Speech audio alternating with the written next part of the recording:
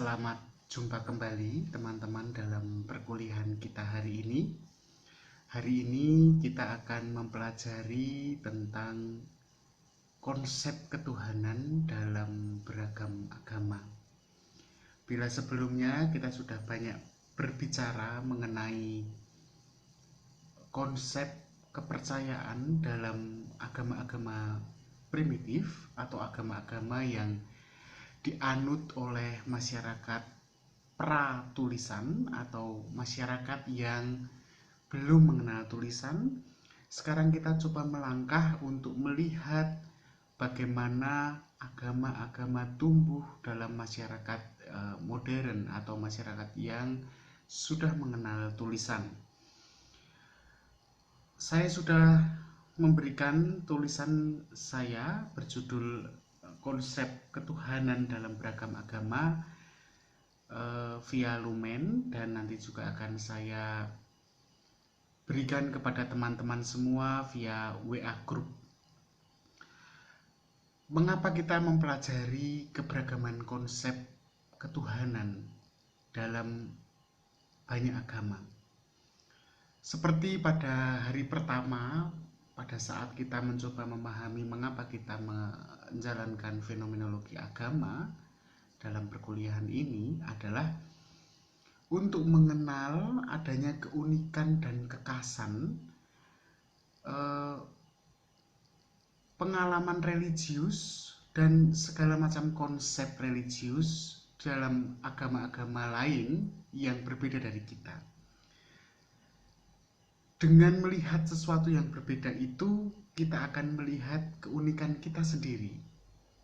Seperti yang sudah dibahas sebelumnya, dengan melihat yang bukan saya, maka saya akan memahami, semakin mengerti siapakah saya.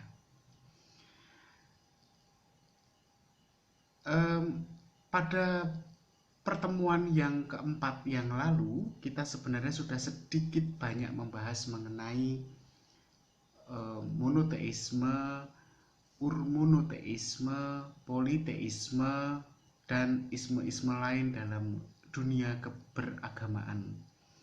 Namun kali ini kita akan lebih memfokuskan pandangan kita pada politeisme dan monoteisme yang hidup dalam agama-agama modern. Di tengah antara politeisme dan monoteisme itu nanti kita juga akan mengenal yang disebut sebagai henoteisme dan monolatri. Tapi kita akan pahami dulu satu persatu. Teman-teman bisa mulai membuka di halaman yang kedua. Di situ saya membahas mengenai apa itu politeisme, apa itu henoteisme, dan apa itu panteisme. Politeisme itu adalah kepercayaan yang melihat adanya kekuatan adikodrati secara personal dan beragam. Artinya begini, dalam kepercayaan politeisme ada banyak sosok adikodrati sesuai dengan peranannya masing-masing. Katakanlah ketika manusia melihat laut yang besar dan laut yang sedemikian menakjubkan, manusia lalu berpikir kekuatan adikodrati yang tersimpan di laut itu, dan lalu memberikan sosok di situ. Pasti ada sosok di situ yang menguasai lautan.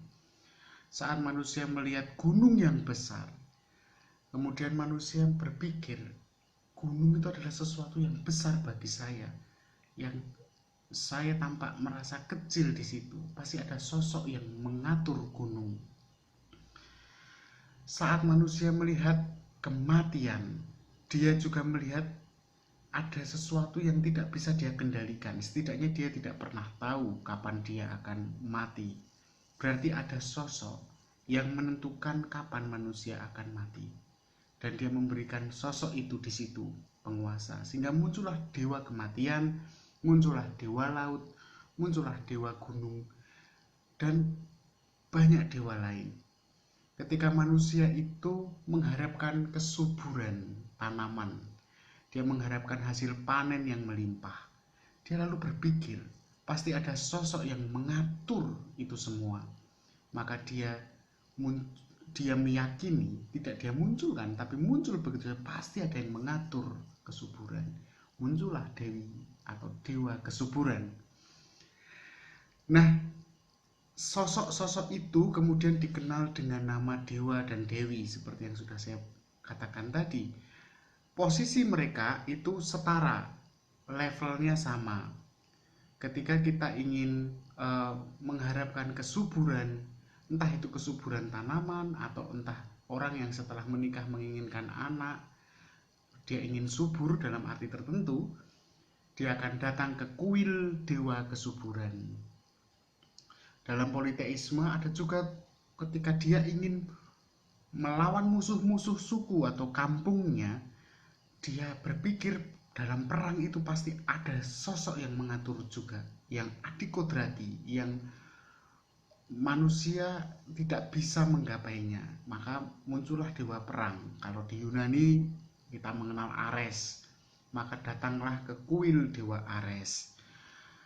Dan setiap dewa memiliki kuil pemujaannya sendiri-sendiri. Posisinya sama, posisinya level kekuatannya dianggap sama, sesuai kebutuhan. Itu politeisme.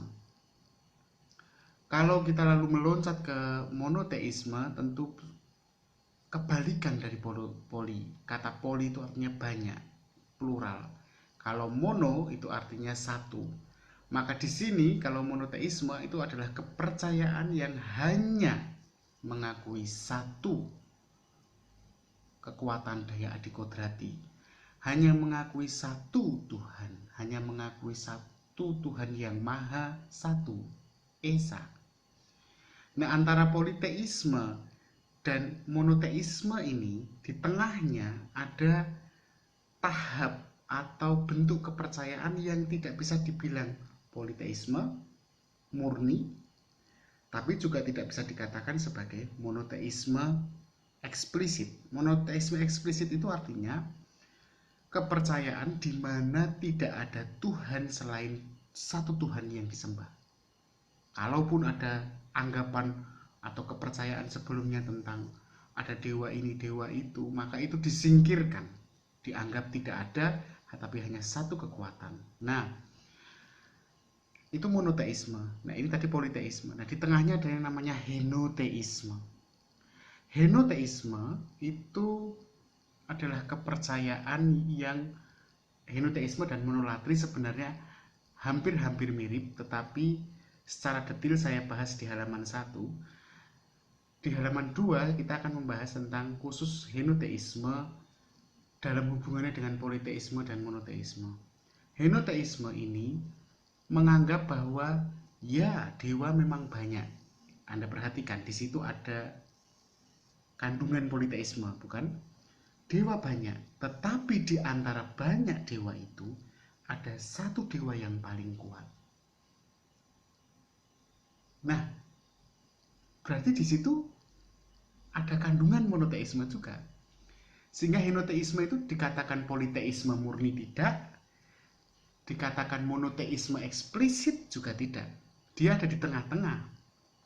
Banyak ahli menganggap bahwa henoteisme itu adalah tahapan perkembangan konsep ketuhanan dari politeisme yang murni, yang mengakui banyak dewa, mau menuju ke pengakuan pada hanya satu saja kekuatan, yaitu Tuhan. Nah, di tengah-tengahnya ini ada henoteisme. Jadi dia mengakui satu Tuhan, tetapi dia tidak menyingkirkan adanya dewa-dewa lain yang ada di bawah kekuasaannya. Nah, caranya bagaimana? Cara praktek religiusnya seperti apa? Henoteisme itu menganggap ada dua cara yang biasanya dilakukan. Yang pertama adalah dengan mengganti dewa yang tertinggi ini sesuai kebutuhan. Di situ di halaman kedua itu saya sudah berikan contoh. Misalnya ketika masyarakat sedang menghadapi kekeringan misalnya, dan panenan gagal, maka dari antara banyak dewa, dewa kesuburanlah yang kemudian kali ini dia dianggap yang tertinggi, karena kebutuhan masyarakat untuk segera mendapatkan panenan yang melimpah lagi. Maka dewa kesuburan ini menjadi yang tertinggi dari antara dewa-dewa yang lain. Tapi beda waktu ketika manusia atau masyarakat di sebuah suku atau kampung itu menghadapi peperangan, serangan dari pihak kampung lain, invasi. Maka dia berpikir, maka dewa yang tertinggi sudah bukan kesuburan lagi, tetapi dewa perang misalnya. Itu adalah cara pertama yang biasanya dilakukan oleh masyarakat henoteisme. Cara yang kedua itu bukan digilir kekuasaan yang tertingginya, tetapi dianggap bahwa satu dewa ini menyerap kekuatan dewa-dewa yang lain. Kadang kemudian muncul yang di dalam henoteisme, satu dewa yang paling tinggi dari antara dewa yang lain dianggap sebagai the father of God atau the father of gods atau the God's father. Jadi ayah atau bapak dari semua dewa, dan dia adalah yang terkuat. Dalam kasus politeisme di Yunani kuno itu misalnya kita kenal dengan dewa Zeus, yang dalam mitologinya dia itu memiliki anak-anak dewa gitu ya. Itu henoteisme. Jadi henoteisme ada dua pola dalam menjalankannya gitu ya. Pola yang pertama mengganti yang tertinggi sesuai kebutuhan, atau pola kedua menganggap satu yang terkuat dan menguasai semuanya, di mana semuanya itu seolah-olah terserap ke dalam yang satu itu. Dalam praktek ritualnya pun akan seperti itu. Jadi kalau yang pertama tadi ketika menguasai yang paling berkuasa di antara para dewa itu sesuai kebutuhan, maka kuil yang disembah dan paling disembah adalah yang sesuai kebutuhan. Kalau hari itu dia membutuhkan dewi kesuburan, ya dewi kesuburan itu yang diakui. Sedangkan yang kedua itu ada kuil yang paling besar untuk the father of gods ya, ayah dari semua dewa itu. Tentu lebih besar kuilnya, lebih megah gitu ya daripada kuil-kuil yang lain, karena dia adalah dewa utama. Nah, ada lagi pandangan mengapa henoteisme itu hidup itu di masa-masa suku-suku nomaden di wilayah, kita bisa katakan di wilayah Asia Timur, Mongolia, ataupun di Asia Tengah dan di Asia Timur Tengah ya maksud saya, dan di Asia Timur, di mana pada saat itu semua orang itu terpisah-pisah dalam suku-suku yang hidupnya nomaden, tidak menetap, dan mereka masing-masing memiliki dewa, tetapi mereka saling berinteraksi antar kampung, antar suku itu. Nah, henoteisme itu hidup ketika sebuah, katakanlah kampung A begitu, dia punya dewa A, dia berinteraksi dengan kampung B yang memiliki dewa B. Nah, orang-orang di kampung A ini mengakui, ya dewa B juga adalah sebuah kebenaran, tetapi dia tetap berada di bawah dewa A yang dipuja di kampung A. Di kampung B sebaliknya, dia mengakui, jadi tidak lalu, saya nggak percaya dengan dewamu, enggak, tapi saya percaya dengan dewamu, tapi dewa saya yang tertinggi daripada dewa kamu, dan itu tidak lalu menyebabkan peperangan. Nah, henoteisme itu hidup dalam lingkungan masyarakat pada masa itu sudah mengenal tulisan, tetapi dalam masyarakat yang relatif, saya katakan relatif, jadi tidak murni primitif, tapi relatif primitif. Nah, setelah politeisme, henoteisme, apakah ini langsung masuk ke monoteisme? Tidak. Para fenomenolog, sejarawan agama, dan para antropolog agama melihat ada satu fase lagi yang kemudian disebut sebagai panteisme. Jadi setelah dalam perkembangan selanjutnya setelah ada satu dewa yang terkuat, maka satu dewa yang terkuat ini bukan saja mengatasi atau menguasai semua dewa yang lain, tapi dia juga hadir dalam keseluruhan kehidupan, sehingga bukan hanya muncul dalam sebuah materi atau benda-benda yang ada di dalam kehidupan sehari-hari. Dia itu muncul juga dalam diri manusia, diri hewan, diri tumbuhan, dan benda-benda yang ada di seluruh jagat. Dia ada di dalamnya, sehingga realitas yang sesungguhnya itu hanya satu, yaitu Dia. D-nya besar, Tuhan. Tuhan menyatu dengan alam, dan kesatuan dengan alam dan manusia itu yang kemudian menjadi inti dari kepercayaan panteisme. Jadi kalau tadi ada politeisme, ada henoteisme, sekarang panteisme, di mana hanya ada satu, yaitu Tuhan. Manusia itu apa? Ya, manusia itu ada di dalam Tuhan itu ada di dalam manusia. Lalu hewan itu, ya Tuhan ada di dalam hewan, sehingga hewan itu ya Tuhan, manusia ya Tuhan, semuanya, sehingga satu, hanya satu, yaitu Tuhan. Manusia tidak ada, hewan tidak ada. Nah, panteisme itu menjadi awal di mana nantinya akan pelan-pelan berkembang menjadi monoteisme. Kasus semacam ini muncul misalnya dari panteisme di Mesir atau politeisme di Mesir, kemudian panteisme di agama-agama Kanaan atau agama-agama yang muncul sebelum munculnya agama-agama Samawi, agama-agama Abrahamik, ya. Nanti kita akan bahas itu tentang agama Abrahamik. Jadi semoga teman-teman sendiri sudah mulai memahami apa itu politeisme, apa itu henoteisme, apa itu panteisme, apa itu monoteisme. Nah, pada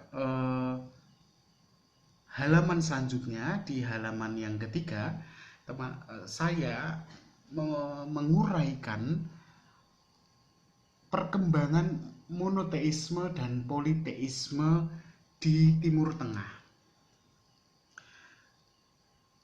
Saya mengawalinya dengan kisah tentang monoteisme yang sampai hari ini tercatat sebagai monoteisme tertua di dunia. Itu di masa abad ke-14 sebelum Masehi. Jadi sebelum tahun 1, ya. Jadi 1400 tahunan atau 1500 tahunan sebelum tahun 1, gitu, di Mesir. Pada masa itu raja yang bergelar Amenhotep IV di Mesir itu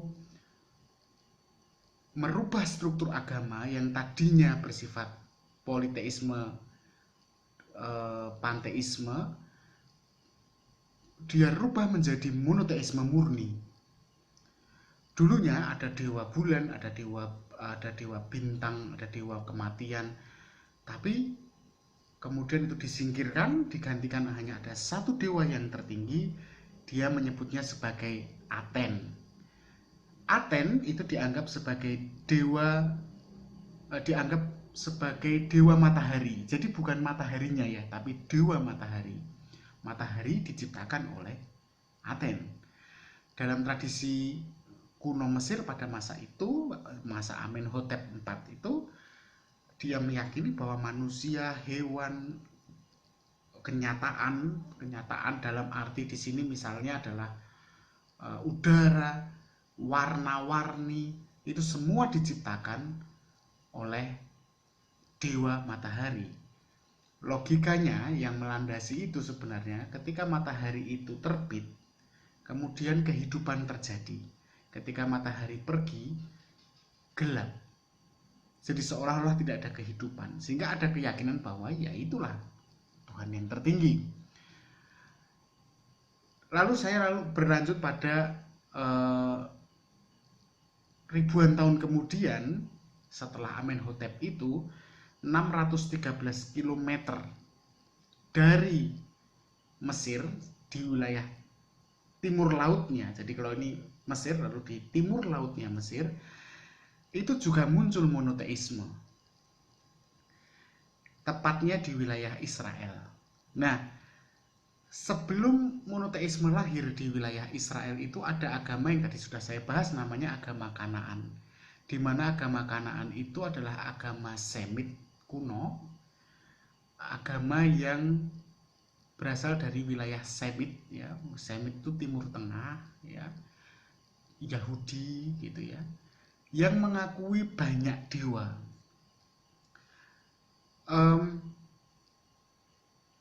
Tapi dalam perkembangannya kemudian, kita tidak mungkin membahasnya karena akan terlalu panjang, kemudian muncul monoteisme.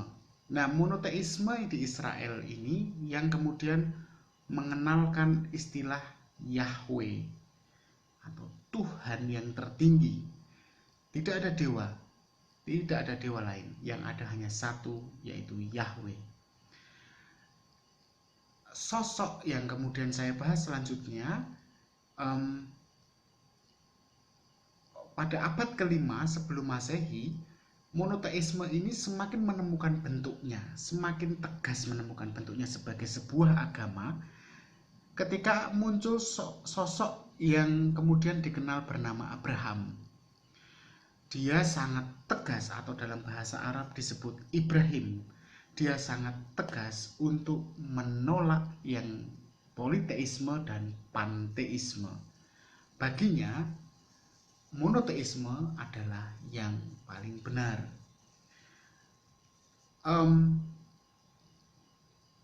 Uniknya, monoteisme yang dikembangkan Abraham ini, jadi monoteismenya itu berbeda dengan yang terjadi di Mesir.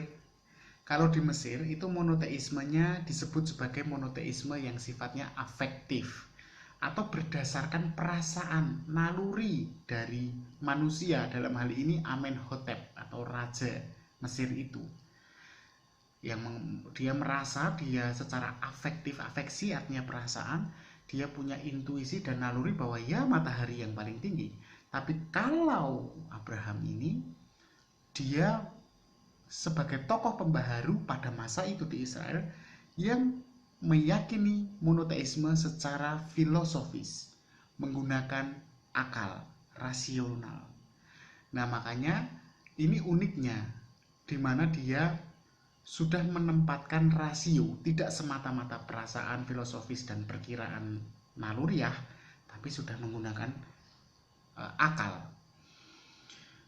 Dalam perkembangan sejarah agama Yahudi itu nanti akan terjadi banyak peristiwa, tetapi nanti akan lahir agama-agama yang menjadi turunan dari agama-agama Semit itu.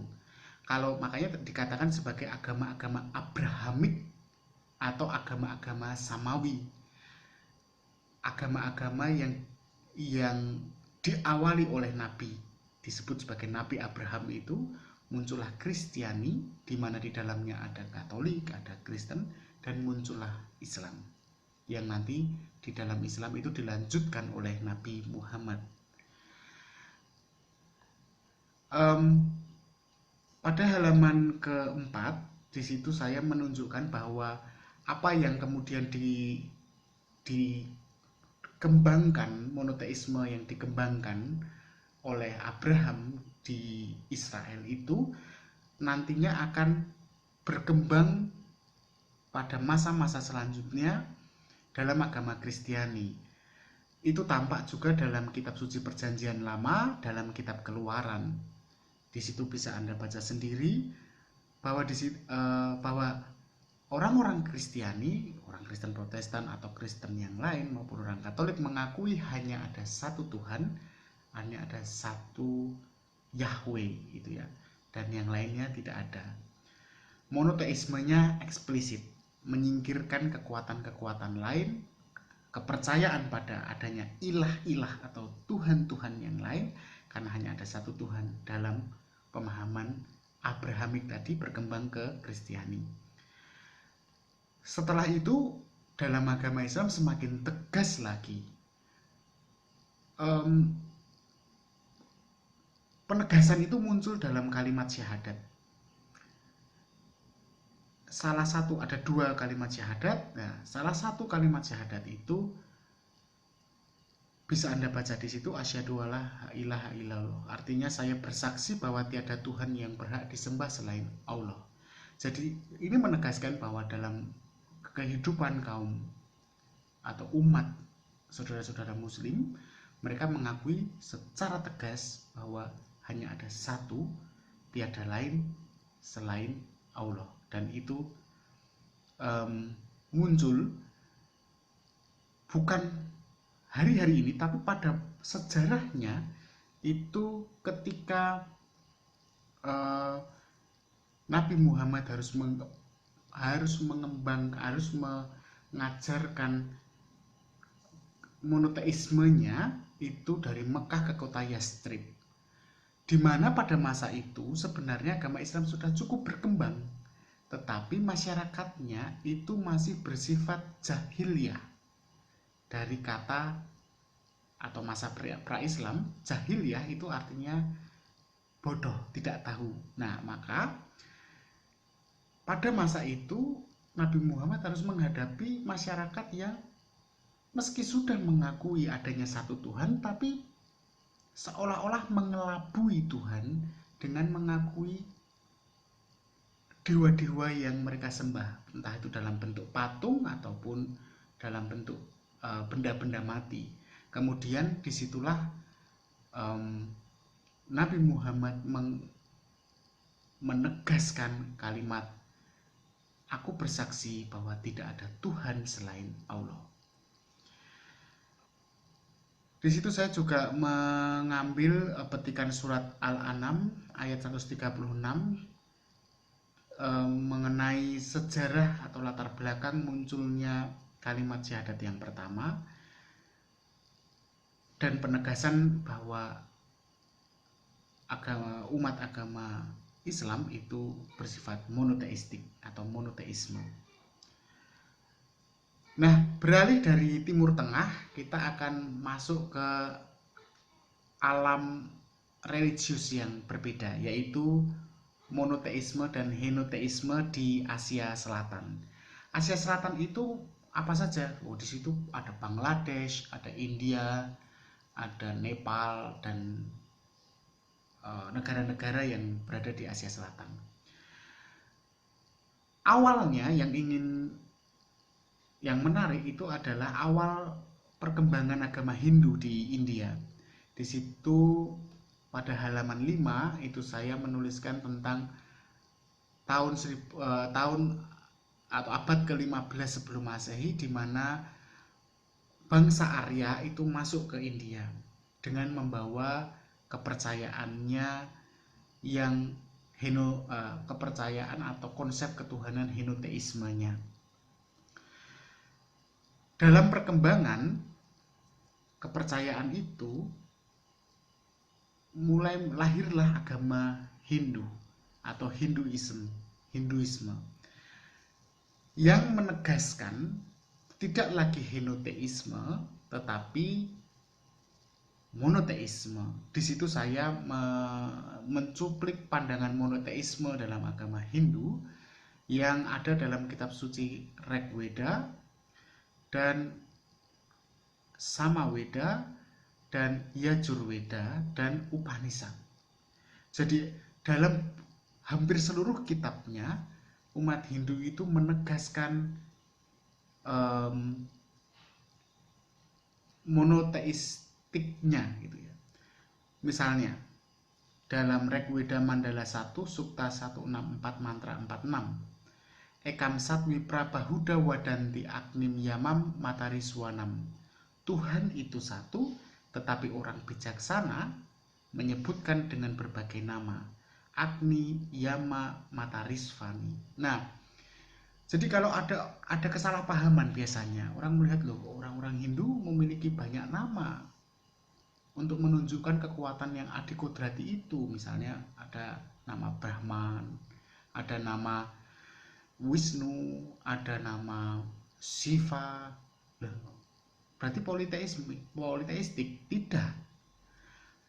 Di situ jelas sekali Tuhan itu satu, tetapi orang bijaksana Maharsi menyebutkan dengan berbagai nama. Ada nama yang dilekatkan kepada satu kekuatan Tuhan yang adikodrati itu dengan banyak sifatnya itu. Semakin ditegaskan lagi dalam kali ini itu Hindunya di Indonesia ya. Jadi kalau tadi adalah Hindu yang berkembang di India, tapi untuk Hindu yang berkembang di Indonesia itu semakin tegas lagi ungkapannya dalam Puja Trisatnya. Puja Trisatnya itu apa? Puja Trisatnya itu semacam ritual sembahyang setiap harinya yang dilakukan sebanyak 3 kali, jam 6, jam 12, dan jam 6 pagi, jam 12, dan jam 6 sore.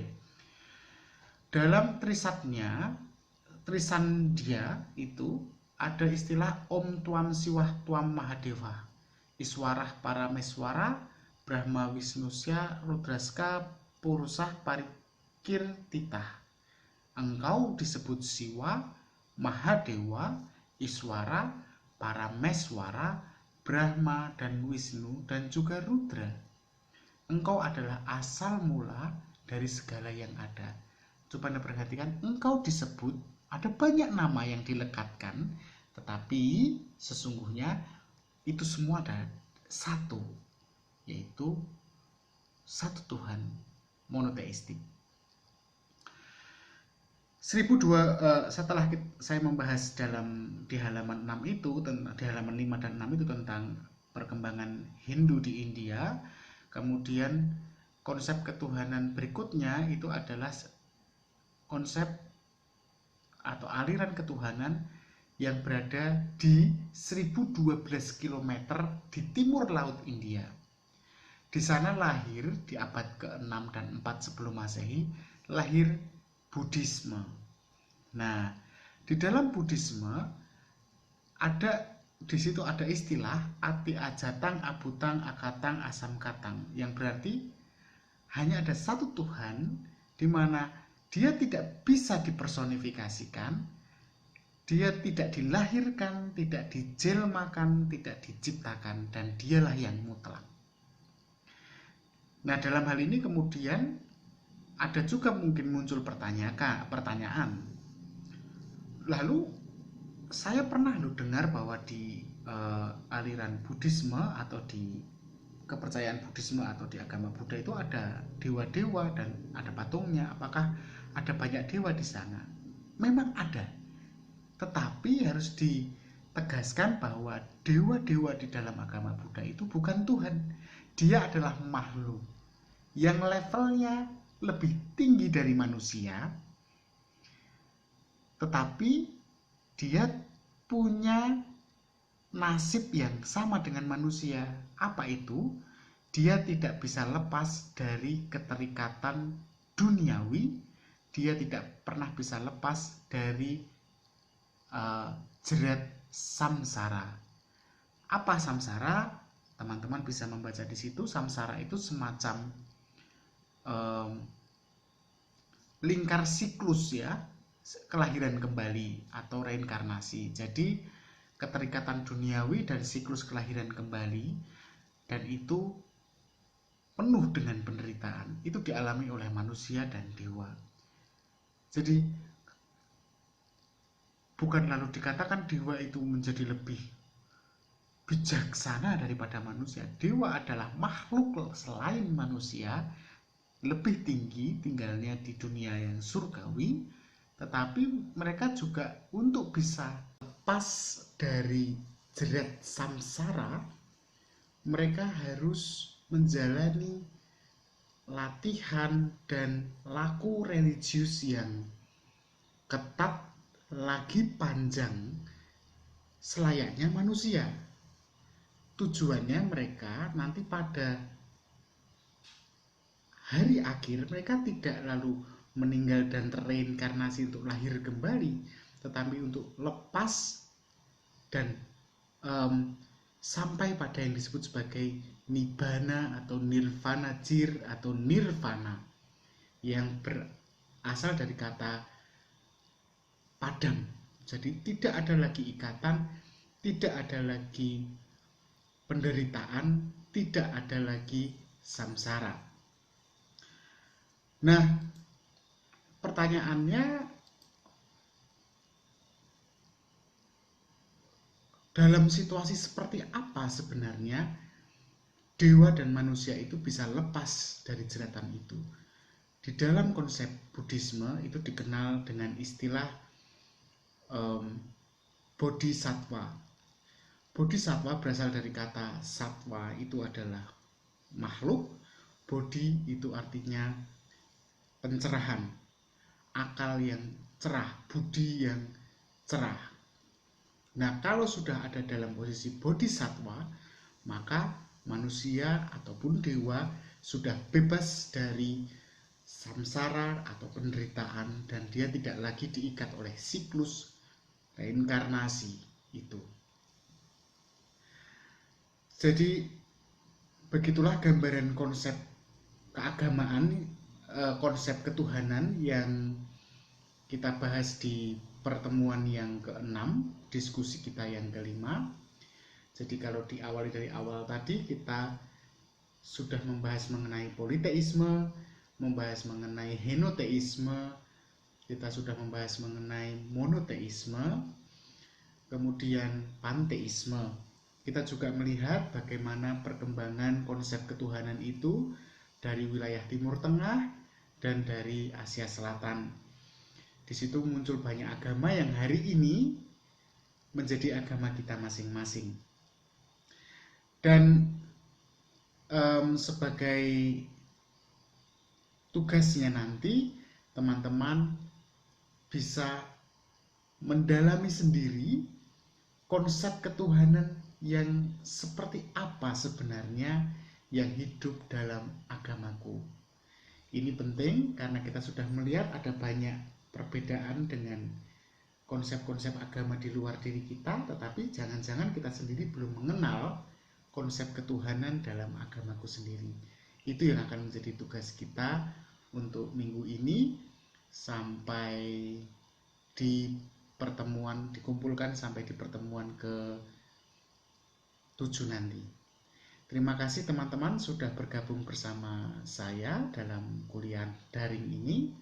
Semoga bermanfaat dan kita ketemu lagi minggu depan.